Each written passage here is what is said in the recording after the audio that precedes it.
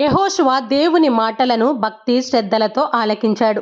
యావే దేవుని ఆజ్ఞలను మీరి ఆయనను అవమానించిన తొలితరం ఇశ్రాయేలు ప్రజలందరూ ఎడారిలోనే మరణించారు. వారి సంతతి వారు మాత్రమే మిగిలి ఉన్నారు. వారిలో ఏకోబుకు గల 12 మంది కుమారుల వారసులు 12 గోత్రాలుగా ఏర్పడి కానాను దేశంలో ప్రవేశించడానికి సిద్ధంగా ఉన్నారు. మనం 3 రోజుల్లో యొర్దాను నదిని దాటి కానాను దేశంలో ప్రవేశించాలి. అవసరమైన ఆహార పదార్థాలను స్వీకరించి పదిలపరుచుకోండి అని ఆదేశించాడు యెహోషువ. యావే దేవుడు తమ పూర్వీకులకు వాగ్దానం చేసిన దేశంలో ప్రవేశించబోతున్నాము అనే వార్త విని ఇశ్రాయేలు ప్రజలందరూ ఎంతో సంబరపడ్డారు. నీవు చెప్పినట్లే చేస్తాము, మోషే మాటలకు ఏ విధంగా విధేయించామో అదే విధంగా నీ మాటలకు కూడా కట్టుబడి ఉంటాము అంటూ ఇశ్రాయేలు నాయకులు యెహోషువకు మాట ఇచ్చారు. యెహోషువ చెప్పినట్లే 3వ రోజు తెల్లవారుజాముననే ఇశ్రాయేలు ప్రజలు ప్రయాణానికి సిద్ధమయ్యారు. భార్య బిడ్డలను పశుమందలను వెంటబెట్టుకొని యొర్దాను నది వైపు కదిలిపోతూ ఉన్నారు.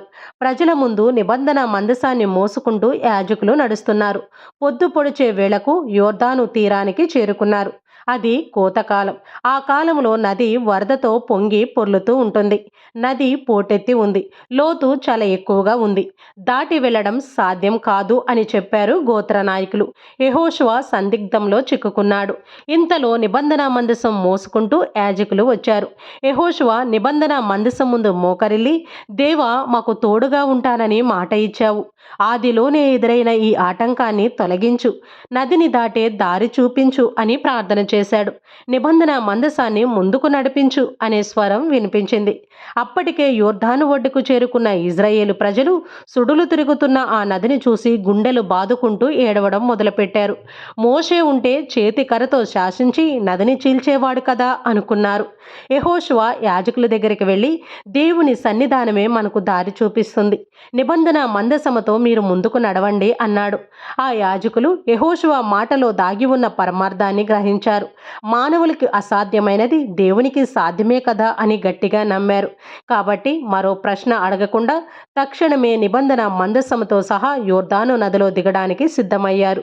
యాజకులకు నేటితో నూకలు చెల్లినట్లే అనుకున్నారు ఒడ్డునున్న కొంతమంది ప్రజలు. కానీ ఆశ్చర్యం, మహా అద్భుతం! నిబంధన మందసం మోసుకు వెళుతున్న యాజకుల పాదాలు నీటిని తాకగానే యొర్దాను నదిలో నీటి ప్రవాహం ఆగిపోయింది. ఆ దారి నుండి ఈ దారి వరకు నది రెండుగా చీలిపోయింది. ఏదో గోడ కట్టినట్టు పైనుండి వస్తున్న నీరంతా నిలిచిపోయింది. కిందకి వెళ్లే నీరు ఉప్పు సముద్రంలో కలిసిపోయింది. ఎదురుగా ఆరిన నేల కనిపించింది. యెహోషువ కళ్ళల్లో నీళ్లు తిరిగాయి. ప్రజలు ఆనందముతో కేరింతలు కొట్టారు.